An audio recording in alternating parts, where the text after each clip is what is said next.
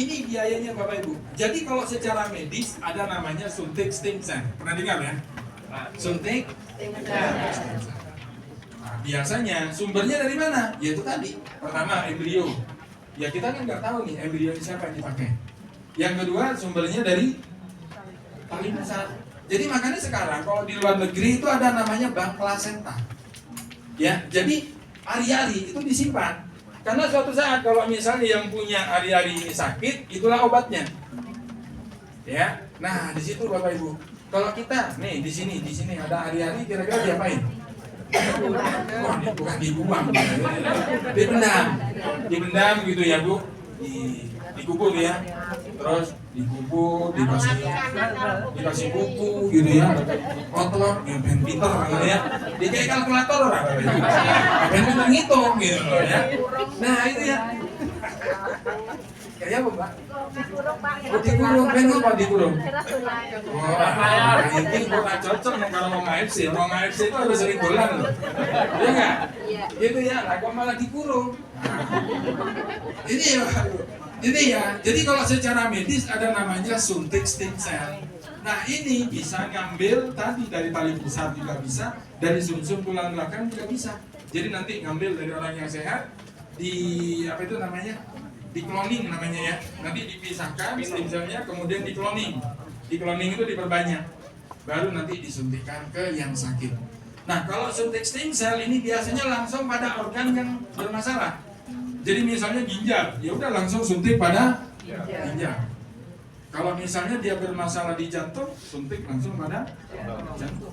Kalau masalah di hati, sering sakit hati, ada nggak nih yang sering sakit hati? Ya suntik aja setelah hatinya kepada stem. Nah gitu loh. Ini kalau sakitnya secara fisik, nah gitu ya. Kalau misalnya sakitnya karena faktor lain, nah itu jenengan yang tahu obatnya ya. Gitu loh. Nah ini teman-teman, jadi suntik stem cell biayanya ini loh Bapak Ibu, ya bisa sampai 600 juta. Kira-kira kalau jenengan punya uang 600 juta buat apa kira-kira? Pak Jero. Ketoknya impiannya Pak Jero, ya kan? Nah ini teman-teman ya, jadi begitu punya 600 juta gitu, wah dia harus suntik stem cell, wah ini berat nih.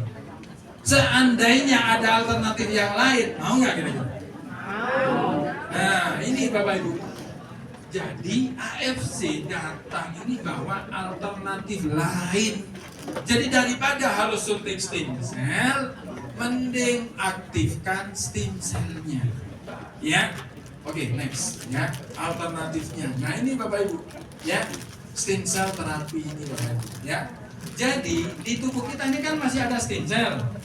Cuman sayangnya udah non aktif pada saat usia 18 tahun. Ya, seandainya stem cell kita itu bisa diaktifkan, maka otomatis regenerasi sel pada tubuh kita itu langsung jalan. Ya, karena stem cellnya aktif. Ya, tapi teman-teman tolong ya, jangan saking semangatnya gitu ya. Ini stem cell gitu ya, bawa substansi ini stem cell. Betul apa salah? Salah Bapak Ibu gitu ya, makanya nek kon milu meeting mangkato. Gitu ya. Saya kadang kan ya rada kewong gitu ya. Jadi saking semangatnya dia di depan pasien gitu ya. Padahal pasiennya itu dokter gitu ya. Ini stem cell dokter gitu ya. Nah, ini ora tau meeting yang ngono kuwi ya. Ini nutrisi yang bisa untuk mengaktifkan stem cell. Nah itu yang benar. Karena stem cell itu nggak mungkin dibungkus kayak gitu Bapak Ibu.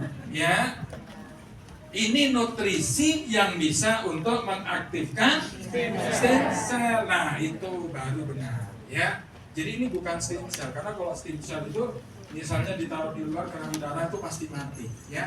Nah, ini nutrisi yang bisa untuk mengaktifkan stem cell. Ya, makanya kok banyak orang itu ya bertanya, kok hebat banget sih produkmu, gitu ya? Jangankan manusia, sapi wae mari kok mari. Nah, ada nggak yang punya testimoni sapi? Ada. Oh, banyak ya. Sapi loh mari, ya pite gitu ya. Kucing mari. Wah, gitu. Oh gitu. Iwak, ono sing iwak. Loh, saya mitra saya di Purwodadi itu kan gaweane kulaan koi gitu ya. Koi dari Tulungagung ke Purwodadi. Naik mobil koinya. Kira-kira mumet nggak sampai Purwodadi? Stres gitu ya. Oke, koi tenang aja. Ada Subarasi. Begitu dikasih Subarasi langsung koinya tagih sama ya. Loh itu luar biasa kan? Nih loh, ya ternyata hebat banget sih produk kita. Makanya teman-teman, saya kalau jenengan ini nggak mau cerita, ya Bu Eni aja loh, ya sehari bisa 1 juta loh sekarang gara-gara cerita Subarasi loh, gitu loh Bapak Ibu ya. Ini jadi kita punya nutrisi yang bisa mengaktifkan stem cell. Inilah teknologi yang sebenarnya untuk dunia pengobatan, ya. Jadi sekarang sebetulnya Bapak Ibu, mohon maaf gitu ya, orang kalau terlalu banyak obat yang terjadi bukan nambahi, betul nggak? Datang pertama kali keluhannya cuma 1, ternyata setelah minum obat kok keluhannya jadi 3, jadi 4, lama-lama malah cuci darah. Kira-kira Anda mau nggak seperti itu? Ya. Gitu loh ya. Kira-kira di orang-orang di luar sana mau nggak seperti itu? Ya. Inilah teknologi yang kita bawa, teman-teman. Teknologi untuk mengaktifkan stem cell yang ada di dalam tubuh kita. Dan itu bisa jadi solusi untuk kita semua. Solusi untuk kesehatan dan solusi untuk finansial. Ya. Jadi teman-teman kalau misalnya punya masalah tentang keuangan, ya, sekarang pengen berbisnis, bisnis apa sekarang Bapak Ibu yang bisa menghasilkan sehari bisa 10 juta? Dan berapa modalnya? Dan harus butuh ijazah apa? Ya, kita di sini, waduh, nggak usah mikir masalah ijazah dulu. Ya, yang penting belajar aja dulu. Ya, Anda bisa setahun, 2 tahun di bisnis ini, Bapak Ibu, Anda bisa dapat income yang sebesar itu. Karena apa? Karena Anda yang bawa itu adalah teknologi dalam dunia pengobatan. Ini Bapak Ibu, bisnis paling bagus 20-30 tahun ke depan itulah bisnis kesehatan. Yang kedua, bisnis kecantikan. Ya. Ini untuk bapak-bapak kegantengan. Dulu, gue protes, masa aku cantik Pak. Dulu ya, ben tambah ganteng dulu, ben tambah hayu. Maka lakukan namanya regenerasi sel. Sakit apapun Bapak Ibu, yang penting diregenerasi. Itu insya Allah lebih cepat sembuh. Bagaimana cara regenerasinya? Konsepnya aktifkan stem cell. Dengan cara apa? Oke, next. Nah ini Bapak Ibu, ada namanya salmon ovary peptide. Apa Bapak Ibu? Salmon ovary peptide. Bukan peptid ya. Peptid, peptide, apa-apa. Nah, peptide ya, salmon ovary peptide. Ini selaput telur dari ikan salmon. Jadi salmon itu Bapak Ibu, kalau bertelur ya, ini biasanya salmon kalau habis bertelur itu mati. Nah, jasad dari ikan salmon itu nanti jadi makanan dari telur-telurnya itu tadi.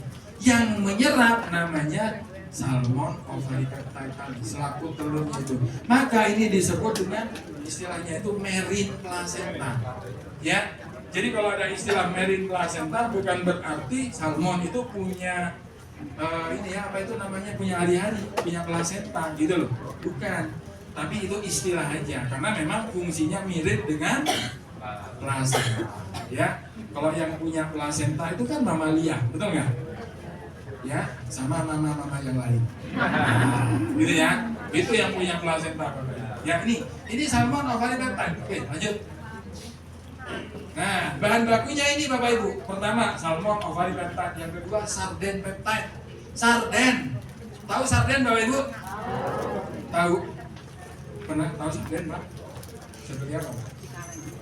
Kaleng ya. Ikan kaleng, tahunya kita itu kan ikan kaleng ya. Nah itu Bapak Ibu, sarden peptide berarti itu selaput telur dari ikan